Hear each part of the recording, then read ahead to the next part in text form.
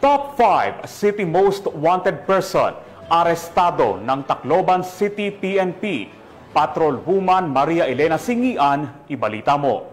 Arestado ng mga awtoridad ang tinaguriang Top 5 City Most Wanted Person na may kasong 2 counts statutory rape matapos mahuli sa Barangay 91 Abukay, Tacloban City. Naaresto ang akusado bandang alas 9:50 ng gabi ng mga tauhan ng Tacloban City Police Station 2 sa bisa ng warrant of arrest para sa kasong 2 counts statutory rape na walang inirekomendang piyansa. Ang akusado ay dinala sa Tacloban City PS2 para sa kaukulang dokumentasyon at tamang disposisyon. Patunay lamang na ang Tacloban City PNP ay hindi nagpapabaya sa kanilang sinumpaang tungkulin na hulihin ang mga taong tiwalag sa batas upang mapanatiling ligtas ang komunidad ng sa gayon may patupad ang kapayapaan sa bansa para sa ligtas at maunlad na bagong Pilipinas.